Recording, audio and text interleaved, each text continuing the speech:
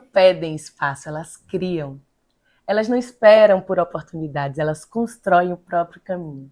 Sejam muito bem-vindos à nossa segunda temporada do Vozes Delas. Estamos hoje com o nosso primeiro episódio, muito felizes de estarmos de volta para falar de mulheres que fazem acontecer. O mundo está em movimento e quem está puxando esse movimento são as mulheres. Estou, como sempre, como em todos os episódios, com minha host maravilhosa, Raíssa Bittencourt. Oi, gente, muito feliz de estar aqui de volta e dessa vez a gente está com uma empresa muito especial, a Cacai, que está vestindo a gente de maneira maravilhosa, com roupas incríveis, alegres, para diversos ambientes. E a gente está aqui, né, Ju, muito feliz. Muito feliz. Deve estar aparecendo para vocês aí já o QR Code para vocês irem lá acessar as redes da Cacai, que tem um coração carioca, uma alma brasileira e um sangue latino. Estão, nos vestindo e estarão nos vestindo durante toda a temporada. Então, depois vocês nos dão os feedbacks que a gente quer ver registro de vocês vestidos de Cacai, viu? E estamos aqui com a nossa convidada, a primeira convidada dessa temporada. Ela que mora nos Estados Unidos, mas é de Salvador. Ela que é a primeira mulher negra a ser contratada pelo Google Brasil e liderou a expansão do YouTube na América Latina. Estamos hoje aqui com Bibiana Leite. Olá! Bem-vinda, Bi! Obrigada, é um prazer estar aqui com vocês, nesse ambiente maravilhoso, lindo, e na minha terra, onde eu nasci. Então é um incrível prazer em estar aqui. Bibi, conta pra gente como foi a sua carreira até você ser contratada pelo Google. O que você planejou? O que foi ali uma oportunidade? Conta pra gente. Claro. Eu costumo dizer que a gente aqui no Brasil sempre fala sobre aquela música, né, do Zeca Pagodinho, Deixa a Vida Me Levar. Ai, com certeza, é verdade. Mas eu não acredito muito nessa frase. E eu acho que, apesar de algumas oportunidades terem surgido na minha vida que parecem ser sorte, eu não necessariamente considero que tenha sido sorte. Eu acho que quando planejamos e temos intenções sobre o que gostaríamos de fazer em nossas vidas e em nossas carreiras, as oportunidades aparecem porque já estamos prontos para essas oportunidades. Então, eu acho que o planejamento que eu fiz com relação a essa carreira que eu trilhei, tanto sendo a primeira mulher negra contratada pelo Google Brasil e depois sendo transferida para a sede do YouTube na Califórnia, foi uma coisa que eu fiz de forma intencional. Porque quando eu fui contratada pelo Google Brasil aqui em 2006, a sorte, né, que na verdade hoje eu reflito que não é uma sorte, que não foi uma sorte, mas sim o meu preparo, é que eu falava inglês e falava inglês de forma fluente. Porque todas as entrevistas, todos os engajamentos que eu tive naquela época foram com americanos, já que eles estavam fazendo as contratações aqui no Brasil e tinham poucos brasileiros envolvidos na operação. Apesar de que já tinham cerca de, acho que umas 50 pessoas trabalhando, a equipe de recrutamento, a equipe de contratação era primordialmente americana. Então, a necessidade de se falar de uma forma eloquente, fluente com essas pessoas foi fundamental. Então, eu considero que eu já estava preparada quando essa oportunidade apareceu. E foi uma oportunidade incrível que, de fato, mudou a minha vida, né? E essa oportunidade veio também a partir de alguns outros planejamentos que eu fiz no passado, né? Antes de essa oportunidade chegar. Então, eu estudei inglês aqui em Salvador. Muitas escolas oferecem inglês, mas eu não estudei numa escola bilíngue. Era uma escola que tinha apenas o inglês como parte do currículo. E eu fazia aulas de inglês na Quibel, que na verdade uma tia me ajudava a minha família para que eu pudesse fazer as aulas de inglês no Aquibel. E aí depois eu fiz um programa de intercâmbio nos Estados Unidos, que foi um programa de au pair, que eu fui para os Estados Unidos por 1 ano como babá, o que eu também tinha uma intenção muito clara que eu só gostaria de ficar lá por 1 ano. Tanto é que a família que eu morei, eles tinham uma vontade, eles gostaram muito de mim e tal, e eles tinham uma vontade que eu renovasse, que eu continuasse pelo 2º ano. E apesar de eu ter gostado muito da experiência, a minha missão era ir para lá para aprender inglês e tem muitas tentações, né? Você conhece sempre gente que tá lá pessoas que estão não necessariamente com os seus papéis em dias ou com os vistos em dias, e sempre falam, mas você pode trabalhar aqui e ganhar um pouco mais, você pode trabalhar ali e ganhar X dólares, mas eu, naquele momento, não entendi que seria interessante para minha vida seguir aquela trilha, porque isso poderiam ter consequências na minha vida no futuro. Né? Então, assim, quando eu fiz esse intercâmbio, eu já era um pouco mais madura também, eu tinha 25 anos, ao contrário de que muitas meninas, quando fazem esse programa, porque a idade mínima acho que é 18 anos, então muitas delas ainda são mais jovens. Então, eu acho que essa maturidade me proporcionou com que eu seguisse a minha missão, que era ficar lá por um ano, aprender inglês e voltar para o Brasil para que eu conseguisse ter uma carreira profissional que fosse mais sólida, né, de mais sucesso, que era uma coisa que eu realmente almejava. Então, foi mais ou menos assim que começou essa questão aí da oportunidade e do planejamento. Maravilha, Bibi. Atrás da sorte teve muito trabalho e muita estratégia. Você já sabia o que você queria, Bi, e você foi para estudar o inglês e voltou. E como foi na sua volta? Você chegou e já foi desbravar, assim, ir atrás dos trabalhos que você queria ser reconhecida? Como foi essa procura na volta, né? Como foi voltar para casa, assim? Não necessariamente eu acho que eu foquei especificamente num tipo de trabalho que eu queria, porque como eu ainda era recém-formada, né, eu tinha me formado há pouco tempo, então eu não estava no mercado de trabalho há tanto tempo, eu não estava procurando empregos que fossem tão seniors, eu estava procurando empregos básicos mesmo para ser a minha entrada ali na minha carreira, apesar de que eu já tinha trabalhado antes aqui em Salvador, antes de ter seguido esse intercâmbio. E você voltou para Salvador mesmo? Sim, eu voltei para Salvador. E eu tive algumas barreiras que eu acho que hoje eu entendo muito mais do que na época que eu fiz as entrevistas quando eu voltei aqui para Salvador. Então eu apliquei para várias vagas, para várias empresas, e eu tive uma dificuldade muito grande em conseguir um emprego. Apesar de que eu falava inglês fluente, eu já tinha terminado a faculdade, eu já tinha uma certa experiência profissional, e eu acho que eu não entendia que tinha a questão ali do racismo também, que era uma coisa que talvez eu não tivesse tão aguçada na minha mente, mas refletindo depois, eu acho que fez total sentido. Mas quando eu fiz o processo seletivo do Google, o processo foi muito justo, e eu até devo dizer que o fato de as pessoas, os recrutadores, né, da equipe toda que estava fazendo a contratação, ser uma equipe americana, eu acho que também isso facilitou muito para mim, porque eles de fato estavam determinando a capacidade da pessoa para entrar naquela vaga, baseado nas respostas, baseado na performance da pessoa em conduzir as entrevistas, né, o processo seletivo inteiro. Então, eu acho que isso foi super importante para mim. Na verdade, quando eu fiz a minha application, né, quando eu enviei o meu currículo, na verdade, para o Google, eu recebi uma negativa. Eu recebi um e-mail de um recrutador dizendo, porque eu tinha muita resistência em morar em São Paulo, e a maioria das vagas eram em São Paulo, só que tinham algumas poucas vagas em Belo Horizonte.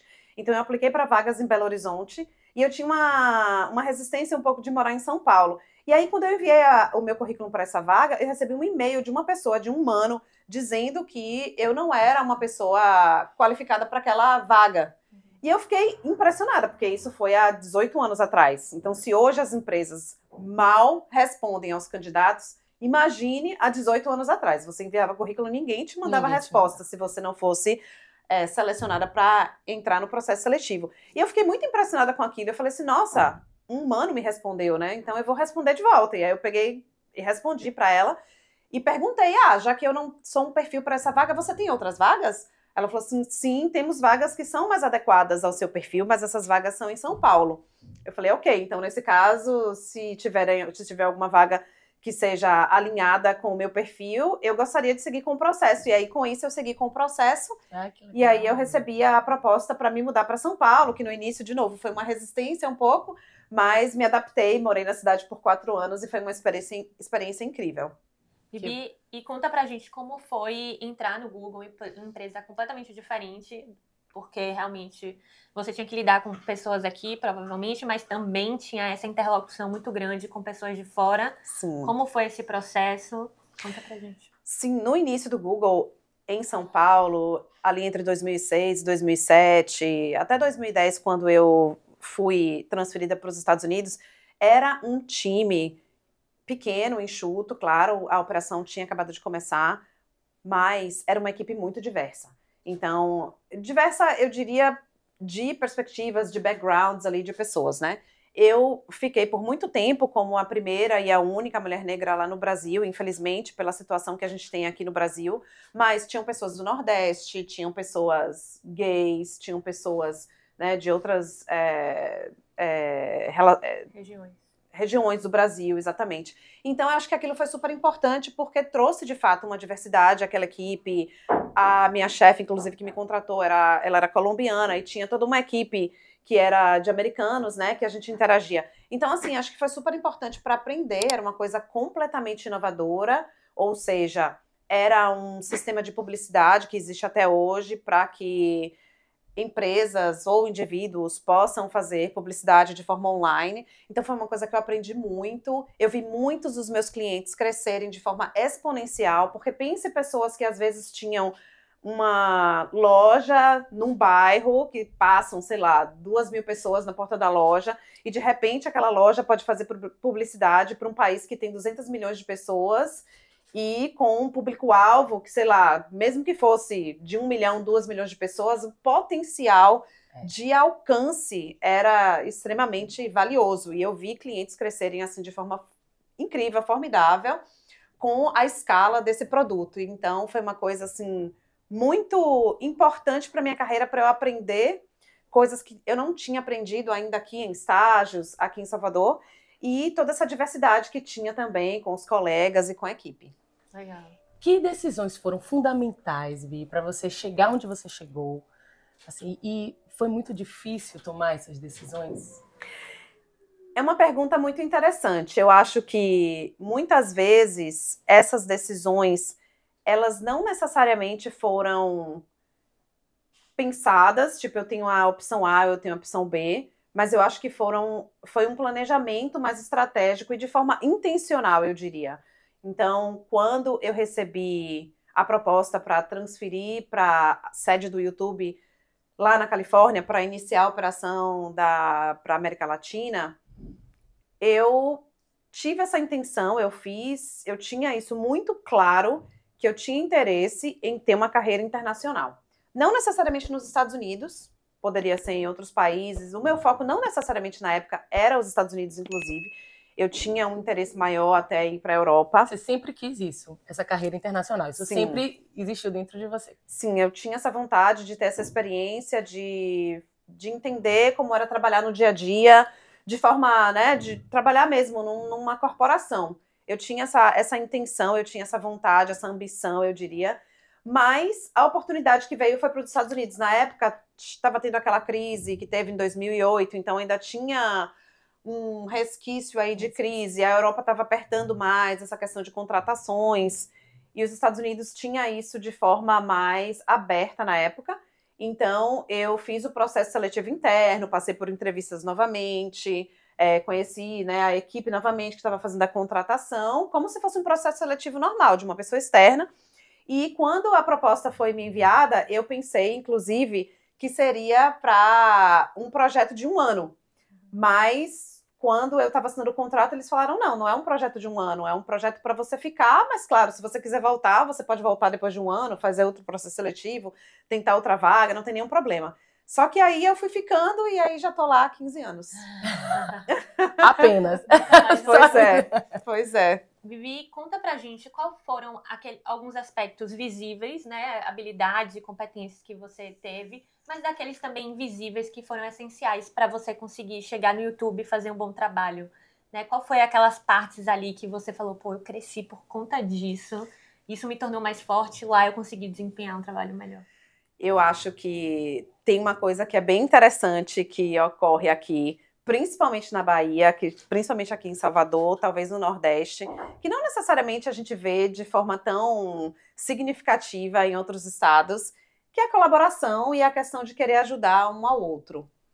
E isso nos Estados Unidos não é muito relevante, você não vê essa habilidade solidariedade assim, aflorada. Né? Exatamente. De forma tão relevante, eu diria, constante. As pessoas, elas são muito individualistas, né? Então, até de manhã, muita gente às vezes chega muito travado, senta no seu computador e tal.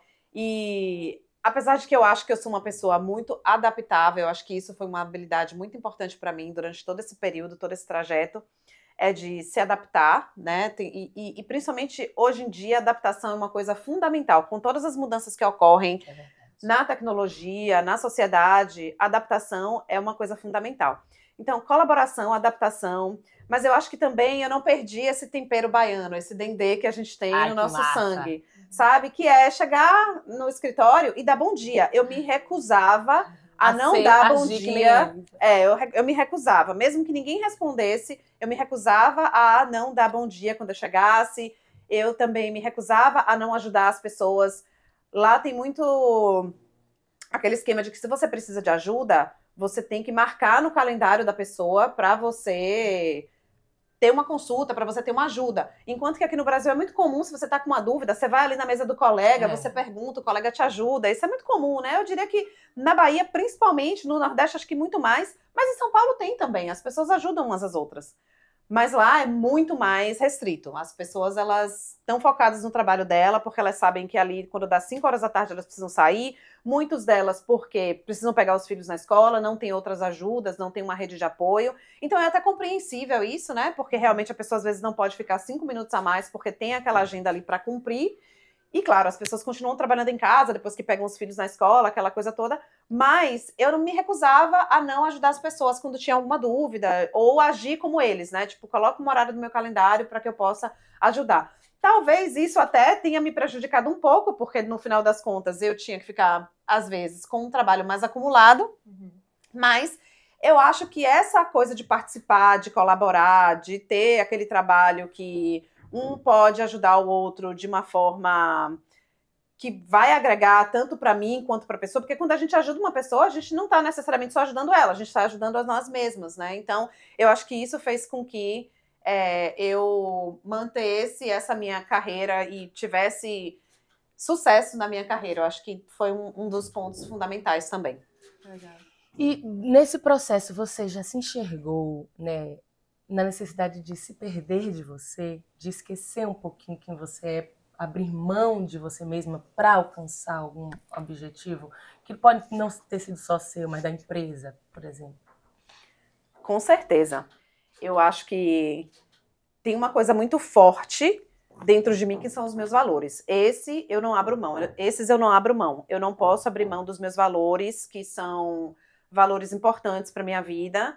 Isso eu não abro mão para avançar em carreira ou para trazer mais dinheiro. Isso com certeza eu acho que são coisas que fazem parte da minha essência e eu não abro mão com relação a isso. Mas eu tive sim alguns momentos que deixar a minha essência de lado, né? Tipo, ser uma pessoa talvez até mais séria, ou o americano ele tem um nível de preparação que é assim extremamente meticuloso, então você precisa se preparar muito, você precisa organizar de uma forma bem metódica. Então eu acho que algumas coisas que eu tive que talvez deixar um pouco de lado, né, trazer um pouco da seriedade, que não é uma coisa totalmente minha, mas trazer um pouco mais dessa coisa da seriedade, de pensar de uma forma mais meticulosa, acho que foi importante para que eu pudesse atingir os objetivos de projetos, objetivos da empresa, objetivos da minha equipe também.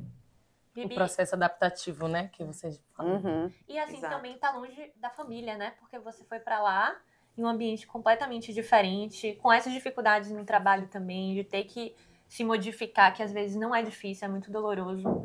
Então, como foi esse processo de estar longe da família também, de estar lá sozinha, tendo que aprender tudo de novo em uma cidade diferente? Eu acho que foi bem desafiador. Quando eu fui para São Paulo, eu senti já esse desafio, porque eu também não conhecia ninguém em São Paulo, mas pelo menos você tem ali a sua cultura, né? Apesar de que cada região do país, cada região do país tem uma cultura única, mas você consegue achar partes da sua cultura, mesmo que num estado que você não nasceu. E conhecer a cultura de São Paulo também, conhecer outras coisas do Brasil que estão ali em São Paulo, que é um estado tão diverso, com tanta gente de todo lugar. Mas outra coisa é você ir morar num lugar completamente diferente, onde as pessoas não falam a sua língua, falam de forma muito rápida, não necessariamente tem aquela cultura que você está acostumada. Então, eu acho que foi, para mim, muito importante aprender de forma humilde, entender que aquela cultura é uma cultura que não é minha e não levar as coisas necessariamente para o lado pessoal. Porque muitas vezes a gente pensa que a pessoa está agindo daquela forma porque ela tá... porque ela não gosta de você ou porque ela tem algo contra você. E não, é simplesmente porque a cultura é assim. Porque elas não têm um relacionamento, elas não conseguem estabelecer um relacionamento, um afeto forte como a gente tem aqui no Brasil, né? Então, é muito comum aqui, você tá, sei lá, numa farmácia, você tá em algum estabelecimento comercial, você tá dentro de transporte público e você conhece a pessoa ali, você fala do tempo.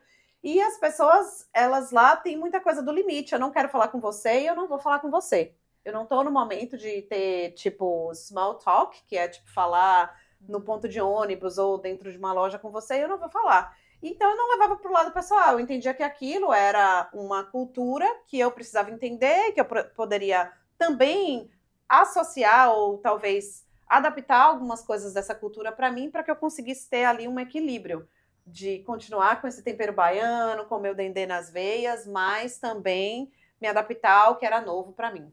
Com certeza. E às vezes acaba sendo um processo solitário, mas é isso, né? Aprender a ver o lado bom e o lado ruim das coisas. Sim. Porque isso sempre acontece, né, Vivi?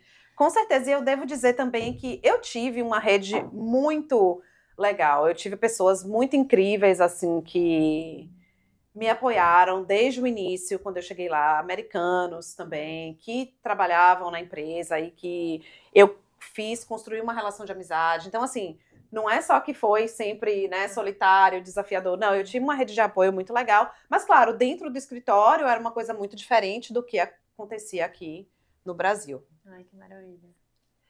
Como você sustenta, Bi, sua voz nesses ambientes, né, de liderança, de poder que você tem que ter, sem perder a sua autenticidade? É importante lembrar sempre de onde você veio. É importante pensar em que... Tem uma frase que eu gosto muito que é: você precisa ter uma cadeira, um lugar na mesa, né? Em inglês fala have a seat on the table. Então você precisa ter um lugar na mesa e muitas vezes essa mesa não tem mais cadeiras disponíveis para você sentar. E aí tem uma frase muito interessante que eu ouvi que é se você não tem um lugar na mesa, traga o seu banquinho para você ter lugar na mesa. Então eu acho que trazer essa responsabilidade de que eu estava lá sendo uma pessoa com muitas exceções na vida, me trazia essa responsabilidade de agir de uma forma que a minha voz não fosse apagada. E, claro, eu sofri muitos momentos de síndrome de impostora, síndrome de que eu não deveria estar ali, de que eu não era capaz, por toda a opressão, por toda a opressão e pressão, né, de uma cultura diferente, de uma empresa com um ambiente completamente diferente. Mas eu tinha essa responsabilidade, acho que não só comigo, mas uma responsabilidade também com outras pessoas que tinham a mim como um ponto de inspiração, um ponto de referência. Então, acho que trazer essa voz, manter essa voz de forma, né, acesa, trazendo o meu ponto de vista, trazendo a minha bagagem também, que muitas vezes é super importante pensar nisso. Tem coisas que a gente aprende aqui no dia a dia que muitas vezes são valiosas para negócios e que a gente não tem noção de que são, né? Se você pensar que muitas vezes pessoas que estão lá trabalhando no marketing de uma empresa, se eles nunca pegaram um trem lotado ou um metrô na vida e vão fazer publicidade para aquelas pessoas que estão pegando trem e metrô, uma pessoa como eu, que já passei por essas situações inúmeras vezes, eu trago uma perspectiva muito mais próxima do público-alvo que eles estão tentando atingir. Então, a gente precisa entender que muitas das nossas vivências são importantes também para para esse ambiente, né, corporativo e trazer isso como uma coisa de valor. Não uma coisa de que, tipo assim, eu vivi isso, eu fui pobre e tal. Não, trazer como uma coisa de valor. Isso é valioso para o negócio. Negócios que querem crescer, eles precisam entender o público-alvo deles. E se o público-alvo for de uma determinada camada social, é importantíssimo entender como aquela camada social vive, como ela pensa, qual é o costume de venda, de compra deles. Então, a gente traz. Eu pensei que eu trazia isso como uma forma de valor. E isso fez com que minha voz continuasse a ficar acesa e forte, né? E sempre eu trazia o meu banquinho na mesa para que a minha essência e presença continuasse sendo ouvida. E sendo relevante, né, Bibi? Porque eu acho que isso também, você entendendo que esses caminhos, que essas experiências que você teve são importantes, você consegue comunicar isso com muita clareza. Ó, aqui eu consigo ajudar. E acho que esse olhar é importante, porque já passei e sei como é que essa pessoa está olhando para o mundo, né? Como é que essa pessoa se localiza e o que ela quer receber também, né? Exatamente. Adorei. Bibi, conta pra gente algum momento que você... e se você já passou por isso, de ter que recuar em algum momento para lá na frente caminhar mais rápido, dar 2 passos. Teve algum momento que você imagina que passou por isso? Sim, eu acho que principalmente quando eu me mudei para os Estados Unidos, eu já estava numa carreira, né, que eu comecei no Google muito na vaga mais júnior possível. O Google tem alguns níveis, vai de nível 1 até, digamos, nível 10. Eu entrei em nível 1, que era o nível mais baixo, assim, eu nem sei se eles têm esse nível ainda, que é como se fosse estagiário. E eu cheguei até mais ou menos o nível 3, quando eu estava no Google Brasil. Eu já estava trilhando um processo de virar líder de equipe, eu já tinha 2 pessoas que eu trabalhava ali comigo muito próximas, que eu dava, de uma certa forma, uma mentoria. E quando eu fui para os Estados Unidos, eu tive que dar 2 passos para trás, porque eu tive que começar a operação, então eu tive que fazer coisas que eram muito básicas e muito repetitivas, eu diria, operacionais, para o momento de carreira que eu estava. Mas eu entendi que eu estava fazendo ali um trade-off, né? Eu estava fazendo uma troca, né? Eu estava saindo de um processo que eu estava indo no Brasil para uma coisa completamente nova na sede da corporação, e eu entendi que esses passos que eu estava dando para trás poderiam ser extremamente significativos para o processo de carreira. E o meu processo de carreira foi um processo bem, eu diria... Eu acho que foi um processo muito interessante, foi um processo muito bonito, eu diria, porque eu consegui galgar vários níveis na empresa, saí como diretora, quer dizer, eu comecei no nível 1, fui até o nível 8, que é um cargo já de executiva, e eu acho que eu fui realmente sempre com aquela intencionalidade, com a minha comunicação, pensando naquele planejamento que eu tinha, exatamente na minha ambição de querer estar naquele lugar. E eu acho que isso foi super interessante. Você falou sobre aquele sentimento do síndrome de impostura. E você contando pra gente um pouco dessa sua trajetória, como foi lidar emocionalmente com a expectativa das pessoas? Quando você está ocupando cargos de poder, assim, as pessoas criam muita expectativa em cima disso, e você falou dessa síndrome de impostora. Eu queria entender como foi emocionalmente para você viver tudo isso. Sim, e muitas pessoas, muitos líderes falam sobre isso, né? Que a liderança, ela é um processo solitário. E eu concordo, porque quando você gerencia equipes, a minha equipe era de 50 pessoas, eu tinha pessoas de vários níveis ali, eu estava gerenciando um mercado super importante, e que foi uma coisa que eu pedi, né? Quando teve a oportunidade de... Eu fiquei sempre muito focada em América Latina, eu fiquei cerca de 10 anos focada em América Latina, por isso que eu vinha muito aqui para o Brasil, conhecia muitos dos youtubers aqui do Brasil, mas chegou um momento na minha carreira que eu tive a oportunidade de falar para o meu chefe que eu queria assumir a responsabilidade do maior mercado do mundo, que era os Estados Unidos, que tinha uma receita de quase $1 bilhão, e eu ia ter alguns desafios ali, ou seja, eu ia gerenciar os meus pares, pessoas que estavam trabalhando como colegas, e homens brancos, ou pessoas de outros países, asiáticos e tudo mais. Então, seria um desafio muito grande para mim. Mas eu fiz esse pedido, eu tive a coragem de pedir ao meu chefe para me dar uma oportunidade para gerenciar aquela equipe. E com isso, depois de eu ficar 2 meses, mais ou menos, fazendo um teste, ele oficializou, né? Eu virei a diretora para a região de Américas inteira, que envolvia a América Latina, mas também o mercado americano, o mercado canadense. E com isso, eu acho que essa coisa da síndrome de impostora aconteceu, de fato, num momento ali inicial da minha carreira, mas mais adiante eu comecei a entender qual que era o meu valor, eu comecei a ver que nem sempre eu teria pessoas ao meu redor, a liderança poderia, de fato, ser um pouco solitária, porque quando você lidera equipes muito grandes, tem gente que vai te amar, tem gente que vai te odiar, tem gente que vai falar mal de você, e faz parte. Quando a gente tem chefes, a gente também faz a mesma coisa, né? Então, acho que é importante separar um pouco e criar limites até mesmo na minha vida, que aqui é o trabalho, e aqui que eu tenho que agir é dessa forma, e aqui é a minha vida, e eu tenho... Né, não necessariamente eu vou ficar, tipo... Eu vou ter amizades com as pessoas do trabalho, primeiro porque tem a questão da cultura americana, né? E segundo, porque é importante ter essa separação também, né? Até porque tudo que você faz na vida pessoal pode ter um impacto quando você tem um cargo de destaque, quando você tem um cargo de liderança. Até no contrato da empresa tem isso, né? Que a forma como você age fora da empresa, você está representando a empresa. Então, claro que eu continuo tendo amizades incríveis de pessoas com quem eu trabalhei, mas eu acho que quando eu continuava trabalhando com elas, eu tinha esse cuidado, né, de tentar separar as coisas. Tem até um caso agora que aconteceu nos Estados Unidos de um CEO, né, de uma grande empresa. Foi um babado isso.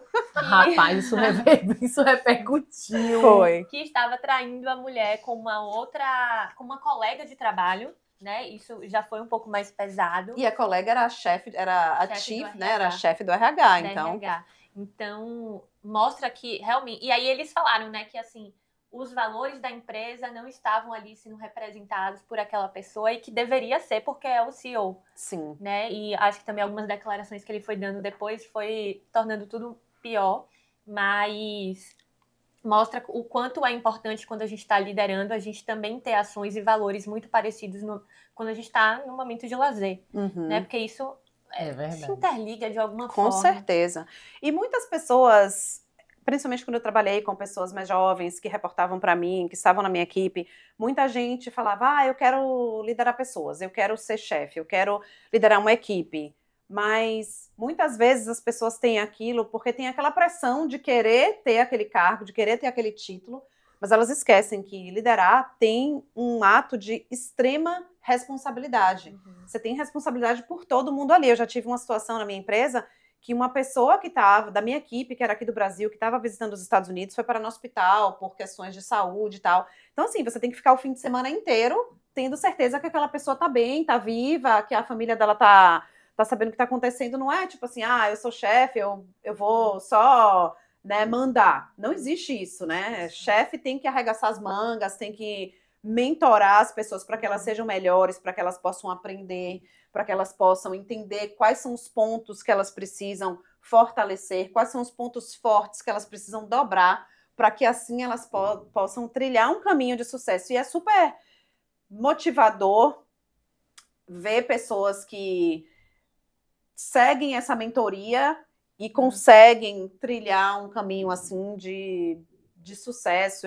Eu tenho histórias incríveis de pessoas que fizeram parte da minha equipe que hoje estão muito bem e eu fico muito feliz com o trajeto delas. Que legal. Falando em pessoas, a gente está com um quadro novo nessa temporada, que é o Fala Delas, que pessoas admiradoras do seu trabalho enviam perguntas para você. Então não são só perguntas pensadas por nós. Agora o nosso público também vai poder interagir com nossas convidadas. Vamos à primeira pergunta, que é de Amanda Mamed. Ok.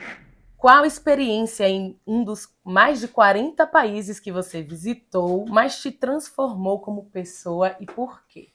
Essa te conhece mesmo. Amanda. Nossa, Amanda. Eu não falei muito sobre isso aqui, mas eu realmente amo viajar, porque eu amo experiências, eu amo aventuras. Eu acho que tem um meme muito engraçado que mostra um casal de idosos naquele barquinho lá em Veneza, e as pessoas falam, me aposentar, eu vou viajar, e aí eles estão dormindo lá. Então, por isso que eu não espero ficar velha. Eu tô viajando desde cedo, porque a gente tem que ter energia mesmo para viajar. Coisas transformadoras para mim. Eu visitei vários países, alguns países que são muito próximos à cultura aqui brasileira, em questões de desigualdade social. Então, país como Marrocos, como Tailândia, Indonésia. Mas eu acho que, para mim, uma das coisas mais transformadoras que eu já vivi foram duas. Uma foi quando eu vi um vulcão em erupção na Islândia, que foi uma das coisas mais impressionantes que eu vi na vida. Meu Deus. E precisou escalar uma montanha para poder chegar lá perto, e você vê a lava passando assim do seu lado, mas super seguro.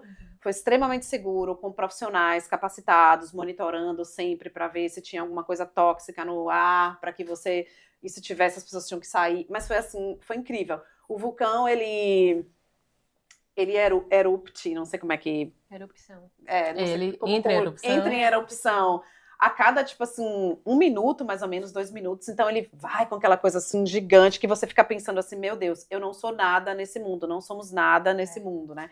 Você vê aquela coisa assim impressionante.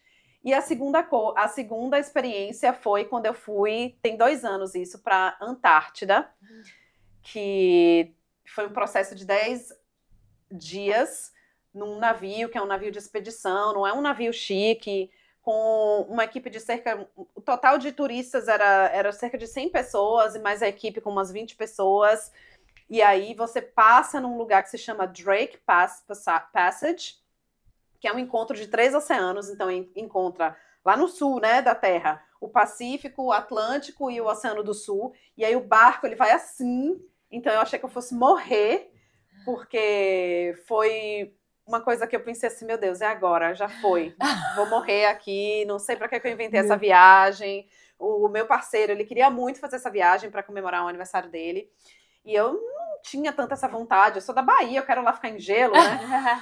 Mas acompanhei ele, e foi uma experiência assim impressionante, porque depois que você passa por isso, quando você chega lá, é um silêncio que você pensa, de novo, né? Nossa, eu não sou nada. E todo aquele burburinho da cidade, porque tudo é tão remoto lá, você vê baleias incríveis, pinguim, foca, todo tipo de animal no seu habitat ali.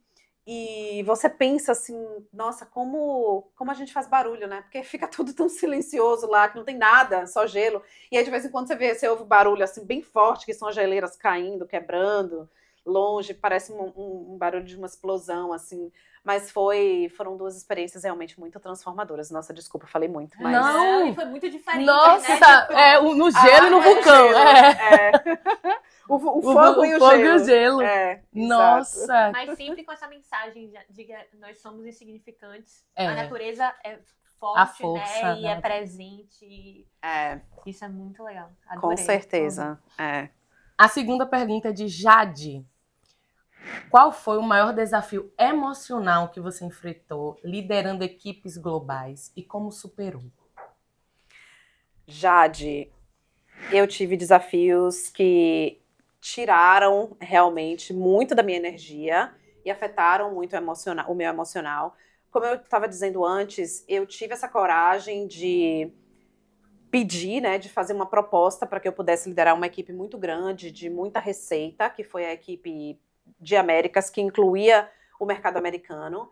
E, como eu falei, eu estava gerenciando os meus pares, então eu senti que foi um desafio muito grande para que eu pudesse me estabelecer, de fato, como a líder da equipe. Eu acho que as pessoas, elas me desafiavam muito pelo fato de que, talvez, né, a gente não sabe, mas eu acho que tem muito daquelas camadas ali, né, que no final das contas eu era uma mulher negra, nordestina, imigrante, gerenciando um cargo que era almejado por muitas outras pessoas. Então, eu acho que aquilo me causou muito estresse emocional.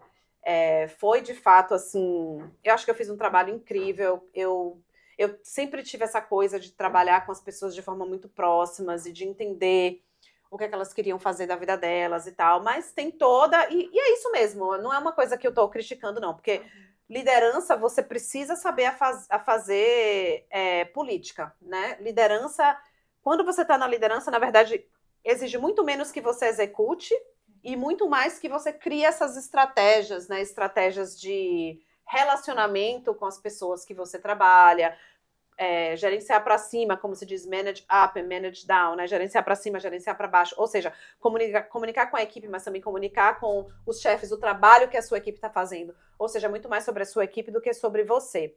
Mas foi realmente muito desafiador com esse mercado americano, até porque eu sempre gerenciei, fiquei por muitos anos gerenciando o mercado da América Latina, que era México, Argentina e o Brasil. E é um mercado, as pessoas são muito mais calorosas, elas são muito mais, né, compreensíveis.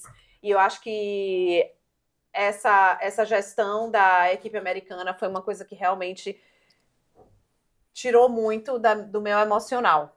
Mas eu acho que... Tinha alguma estratégia, assim, para conseguir lidar com esse emocional nesse momento? Muitas vezes eu não rebatia.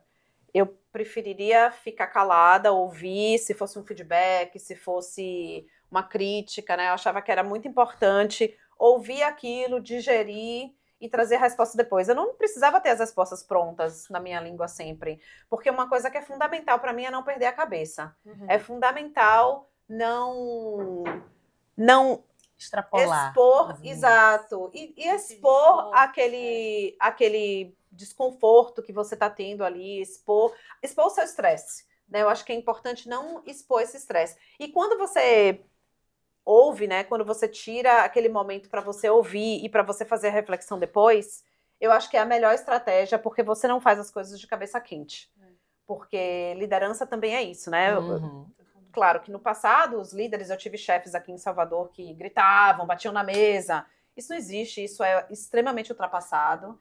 E a liderança é justamente você mostrar o seu equilíbrio emocional. Então, acho que foi importante para mim ter essa pausa. Perfeito. Pergunta de Marina Nogueira Reis. Como você equilibra a sua identidade brasileira com os anos de imersão no ecossistema americano? Isso influenciou sua forma de tomar decisões? Marina, né? Sim, Marina, acho que influenciou a minha forma de tomar decisões, porque eu acho importante seguir com os dados. Eu acho que dados analíticos são muito importantes para a tomada de decisões. Não necessariamente só analíticos, mas dados também qualitativos são importantes para a tomada de decisões. Mas eu acho que a intuição também fez parte dessa minha trajetória, né? A nossa intuição que a gente tem aqui. Então, sempre refletir, pensar o que é que o meu coração, o que é que a minha mente está achando que é o mais correto, né? E claro, os dados estão ali para validar. Muito difícil tomar uma decisão que é completamente diferente dos dados, porque aí já é uma coisa mais pessoal, né? Do que você está tomando uma decisão estratégica. Mas eu acho que fazer esse equilíbrio de ter ali os dados quantitativos, qualitativos e a minha intuição, acho que foi muito importante para mim. Ai, perfeito. Bibi, conta pra gente, quando você precisou tomar uma decisão na sua carreira, o que você acha que uma pessoa deve avaliar ali naquele momento para saber se é uma decisão que deve ser feita ou não? Tem até uma estratégia que é japonesa, que se chama Ikigai, se eu não me engano, né? Que tem alguns pontos assim que você vai entender de como você... Ou seja, tem vários frameworks, tem várias técnicas. E uma coisa muito simples de fazer também é fazer 2 colunas, né? Quais são as vantagens, quais são as desvantagens. Eu aprendi isso muito com o americano, eu acho que foi esse sentido de que tudo eles têm um framework. É verdade. Né? Tipo assim, às vezes você pensa que é chato, porque tem muitas empresas de consultoria, as grandes empresas de consultoria que tem lá, né? McKinsey, Boston Consulting Group, então, eles todos têm essas regrinhas, essas estratégias, né? Para fazerem as coisas acontecerem, eles cobram caríssimo por isso, mas funcionam, né? Digamos que funciona. Então, eu acho que tentar identificar aí, na internet tem um monte dessas estratégias. Quais são as estratégias para que eu possa tomar essas decisões? Eu acho que seria uma coisa fundamental para quem está interessado em criar de uma forma, né? Criar uma estratégia aí de uma forma mais analítica, eu diria. Se você precisasse recomeçar do zero sua carreira, qual seria o primeiro passo que você daria, Bibi? Você fala começar a minha carreira do zero, no sentido ter uma carreira nova, começar... Sim. Ou começar do zero, tipo, Se você trilhando fosse... a mesma coisa? Olha, pode ser as duas perguntas, né? A Bibi, lá mais jovem, começando do zero, você mudaria alguma coisa para começar essa carreira? Claro, com certeza.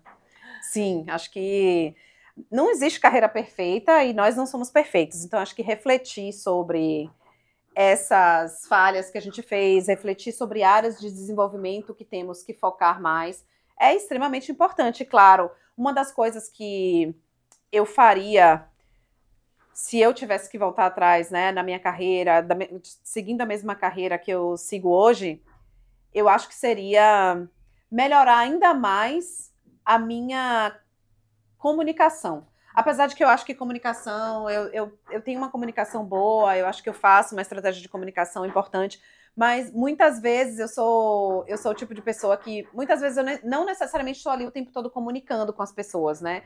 E hoje, principalmente hoje, com o WhatsApp, com essas ferramentas, com essas tecnologias, você tem que estar o tempo todo ali escrevendo, respondendo e tudo mais. Então eu acho que comunicar de uma forma mais ampla, eu acho que seria uma coisa que eu faria diferente, que eu acho que eu comunico, mas eu poderia comunicar melhor. Quando eu falo comunicar melhor, seriam para os meus pares, para os meus colegas, para os meus chefes, para a minha equipe. E também mostrar mais o meu trabalho. Hoje em dia eu não tenho muito esse problema, mas no passado, logo no começo da minha carreira, acho que aqui no Brasil a gente tem, na Bahia, não sei, a gente tem muito aquela coisa que, não precisa você mostrar o seu trabalho. Se você é competente, o seu trabalho vai aparecer, né? E não. O seu trabalho precisa aparecer, claro, se você é competente, mas você precisa mostrar também o seu trabalho. É importante comunicar. Eu tinha algumas técnicas na reunião semanal que eu fazia com o meu chefe, que era sempre de falar as coisas que eu tinha feito naquela semana, as coisas que eu tinha alguns obstáculos, que eu precisava de ajuda dele, e o feedback que ele tinha para mim. Se ele tinha algum feedback para mim, para que eu pudesse trazer isso comigo e fazer melhorias, refletir sobre aquele feedback. Então, acho que para mim é super importante ter algumas técnicas de fazer esse engajamento, né, com as pessoas que a gente está trabalhando, para mostrar, de fato, qual que é o nosso trabalho. Claro, isso eu vim fazendo depois, mas se eu pudesse fazer lá no comecinho, mostrar um pouco mais do que eu estava fazendo, sem medo de ser, tá se expondo demais, eu teria feito. Oh, que massa. E se fosse uma coisa completamente nova, eu amo design, arquitetura e tipo design de interiores. Acho que se eu tivesse que começar a minha vida de novo, eu talvez fosse fazer arquitetura, não sei. Olha, que massa! Muito diferente. É, por isso Muito que você diferente. se encantou pela Casa Viva. Pois é. Ela é realmente muito linda. Exatamente. Bibi, e você sempre teve líderes bons, inspiradores? Ou você teve alguma dificuldade com algum líder que tinha uma característica ali mais difícil de lidar? Como foi isso? Não, acho que líderes, eles são todos diferentes, cada pessoa tem sua personalidade. Eu tive em ambientes de trabalho que eu tive aqui em Salvador, hoje são considerados ambientes completamente tóxicos. Os chefes eram extremamente... não tinham nenhuma capacidade de liderança, e eu diria até emocional, não tinha um equilíbrio emocional. Então, acho que talvez até pelo fato aqui da nossa cultura, isso foi há 20 e tantos anos atrás, mas eu acho que foi um momento assim, que na época talvez eu pensasse que fosse uma coisa normal, mas absolutamente não era. E eu tive, sim, vários outros chefes, cada um deles me ensinou uma coisa diferente, eu ainda lembro de todos deles, acho que foi de aprendizado. A pessoa que me contratou, o chefe que me contratou nos Estados Unidos quando eu fui em 2010, que é o Jim, foi um chefe maravilhoso, assim, que me dava muita autonomia para que eu fizesse muita coisa para a América Latina. Eu tive outros chefes que me desafiaram mais um pouco, que me tiraram mais um pouco da zona de conforto, e tudo isso foi super importante. Então eu acho que, assim, desde do meu trajeto lá em São Paulo até a Califórnia, eu tive muitos chefes inspiradores, cada um do seu jeito. Isso eu acho que é muito importante quando a gente tá falando de carreira, né? Até para continuar na mesma empresa. Você continuou muitos anos na mesma empresa, mas você tem um líder ali que te ajuda, te estimula, te treina para você se sentir mais capacitada para querer alcançar um espaço maior, isso dá muita confiança, né, pra gente. Com certeza. Diferente demais. Porque tem muitos líderes que eles acham que se a pessoa, por exemplo, tem alguma dificuldade ou não está performando e tal, é culpa da pessoa. Mas eu costumava dizer, nós somos uma equipe, né? Uma vez eu tive até uma situação com um chefe meu americano, que eu falei para você, a gente está no mesmo barco. Se você não nadar comigo, a gente vai afundar, porque eu não vou conseguir nadar sozinha, né? Então, assim, é necessário que tenha essa mentoria, esse coaching também por parte deles. E ter essa conversa aberta também, eu acho que é importante, de uma forma respeitosa, claro, tanto a pessoa dando feedback pra gente, mas a gente também dando feedback pra pessoa, entender um pouco como é a pessoa, porque nem todo mundo aceita feedback, eu sou uma pessoa super aberta a feedback, então acho que entender como que você vai trazer essa mensagem é muito importante. Legal, adorei essa dica, né? Muito importante. Bi, como você faz para manter a relevância no seu trabalho em um ambiente que mudam tão rapidamente por causa da tecnologia? É uma pergunta muito interessante, porque lá no Vale do Silício agora só se fala em inteligência artificial. Inclusive, eu fiz alguns investimentos em empresas focadas em inteligência artificial, que são assim, você fica, meu Deus, o que está acontecendo, né? Eu acho que não chegou tanto aqui ainda, mas lá é só o que se fala. Inclusive, São Francisco, que é onde eu moro, que é um pool assim, de talento, de inovação, estava meio caída a cidade com a questão do Covid. Eu até estava lendo agora que os valores dos aluguéis, dos imóveis estão subindo de novo, porque todo mundo está indo para lá para continuar aí, para tentar tirar um pedacinho dessa onda, né, de tecnologia que está chegando. E eu acho que a tecnologia está mudando muito rápido. Tem uma frase também que eu gosto muito, que a mudança é a única coisa constante, né? Change is the only constant, ou seja, a mudança é a única coisa que está sempre acontecendo, que está sempre constante. Então, adaptarmos a essas mudanças é super importante. Aprender o que é que está acontecendo. Eu estou indo muito em palestras, eventos sobre inteligência artificial, que tá assim, tem muita coisa nova, tem muita coisa incrível que está acontecendo, tem muita preocupação também do que é que essa inteligência artificial vai trazer. Muito. Eu digo sempre que eu morro de medo da tecnologia, o que nos espera. Mas eu acredito que manter a relevância esteja muito também conectado a estar também conhecendo e atrelada à inteligência artificial, à tecnologia. Com certeza. Porque ela está crescendo de uma forma que não tem como a gente fugir, né? Fugir disso. Não tem como fugir. E lá é só o que se fala. No momento, eu estava lendo uma matéria que fala que no momento atual há um índice de desemprego muito alto para os recém-graduados, aqueles que acabaram de sair das universidades. Por quê? Porque as empresas não necessariamente precisam mais contratar funcionários mais júniores, porque a inteligência artificial pode fazer, né, o trabalho. Ou seja, um funcionário hoje pode fazer o trabalho de 2 pessoas. E tem muita gente falando, né, será que realmente a inteligência artificial vai tirar o trabalho do humano? Então, assim, acho que não vai tirar o trabalho do humano, mas o humano precisa se adaptar a isso, precisa aprender a como usar isso de forma eficiente, para que o trabalho seja feito de uma forma mais rápida, até para que a gente possa focar em coisas que sejam mais importantes para a gente, como a criatividade, como o relacionamento com pessoas, que isso vai ser mais difícil para a IA fazer, né? Então, acho que estando lá no Vale do Silício, eu vejo que, de fato, essa inovação está, assim, surgindo de uma forma louca, mas a gente pode pensar que a gente também viveu a Revolução Industrial, né? O ser humano é muito resiliente. Então, a gente teve a Revolução Industrial, que tudo era feito de forma manual, de repente tiveram as máquinas, e acho que o que está acontecendo agora é uma coisa parecida, né? Vão ter as máquinas, de fato, fazendo muita coisa, mas a gente vai se adaptar porque somos resilientes e somos inteligentes. É isso mesmo. E a gente até fala aqui, né? A gente precisa aprender a ficar cada vez mais inteligente, utilizar a inteligência para nos tornar mais inteligente, não ficar cada vez mais preguiçosos mentalmente, né? Porque a gente vê várias pesquisas falando que os jovens hoje, por utilizar muito a IA, acabam recorrendo a inteligência e param de pensar, param de ser criativos. Aquela atrofiando o cérebro.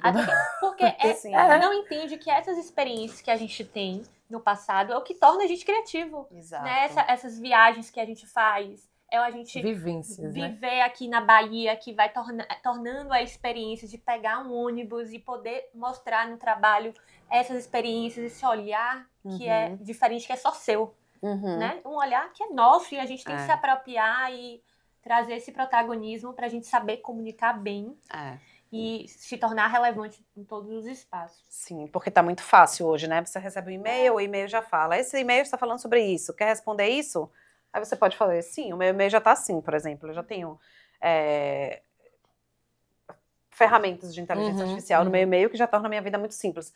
Mas eu ainda assim prefiro ler o e-mail, eu prefiro digitar a resposta. Claro que eu uso para corrigir gramática, caso tenha alguma coisa errada, porque eu acho que sim, se a plataforma tá aí, eu acho que a gente precisa usar também, né? Mas a gente não precisa nos eximir completamente, porque isso pode, de fato, fazer com que a gente diminua essa nossa capacidade de pensamento crítico, de criatividade. Então, a gente precisa avaliar isso aí, conseguir balancear as duas coisas.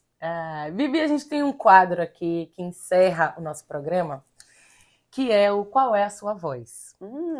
E queríamos saber qual voz é seu guia? A voz que sempre me guia, eu acredito que seja a voz da justiça. Esse é um valor pessoal que eu tenho muito forte. E eu sou uma pessoa que gosto muito de justiça, de entender o que é que tá certo, quais são os fatos, né, pra gente fazer as coisas de forma correta, de forma que esteja ali alinhado com a justiça. Então, acho que a minha voz de justiça é uma voz muito prevalente. Perfeito. Qual voz feminina é o seu guia? Qual voz feminina? Pessoas que me inspiram. Isso. Olha, tem uma pessoa que eu tenho um crush, que é assim, absurdo, que é uma pessoa que me inspira muito, porque eu acho uma mulher assim incrível, que é a Michelle Obama. Ela é uma pessoa assim fenomenal. Agora tá com um podcast maravilhoso, inclusive. Eu acho que tem vídeo também, videocast, podcast. Mas eu acho que ela é uma pessoa assim fenomenal, porque o que ela passou assim em termos de ódio quando ela virou primeira-dama, eu acho que ela soube lidar assim de uma forma perfeita, né? De uma forma incrível. E eu também acho, se você ouve a história dela um pouco, de como ela conheceu o Obama e tudo mais, nossa, ele é incrível, mas eu tenho assim na minha mente que foi ela que fez aquele cara. Com certeza. Foi ela que fez com que ele chegasse onde chegou, assim, na presidência, porque ela é uma mulher, assim, de uma base incrível, inteligentíssima, estudou em Princeton, estudou, acho que, não sei qual foi a outra universidade que ela fez, o Law School dela, mas eu acho que ela é uma pessoa, assim, um crush que eu tenho, ela é incrível. E ela é autêntica, também, super fã. Com certeza. Bi, o que pode calar a sua voz? O que pode calar a minha voz, acho que talvez sejam recomendações e ensinamentos dos meus ancestrais. Então, se a minha mãe, se a minha tia, se pessoas da minha família falam para mim, me dão um conselho que eu não devo fazer uma certa coisa, com certeza eu vou seguir o conselho delas, porque tem uma bagagem ali ancestral, tem uma bagagem de sabedoria e conhecimento que planilhas do Excel nenhuma vão superar, exatamente. Chat GPT, nada. Não tem inteligência artificial certa. Exatamente, com certeza. Bibi, a gente queria te agradecer muito por estar aqui. Foi muito valioso tudo que você falou, a forma como você trouxe, suas experiências. Né, Ju? Foi muito Nossa, adorei, muito. Tenho adorei. certeza que você é inspiração para muitas outras mulheres pretas do nosso país, Sim. que veem em você possibilidades, chances de alcançar os lugares que elas desejam alcançar. Que bom. Eu agradeço muito o convite de vocês. Fiquei muito lisonjeada por receber esse convite. Casou que eu estou aqui em Salvador para que a gente pudesse... já estou viajando terça-feira, mas então casou perfeito. E um sucesso para vocês, que vocês Muito continuem obrigada. com esse programa de uma forma bem criativa e com muitas convidadas incríveis. Parabéns. Muito obrigada, viu? Obrigada a vocês que estão assistindo e não esqueçam de curtir, compartilhar, encaminhar para quem vocês quiserem essa história de Bibi, tudo que a gente conversou aqui hoje. Um beijo enorme e até o próximo episódio.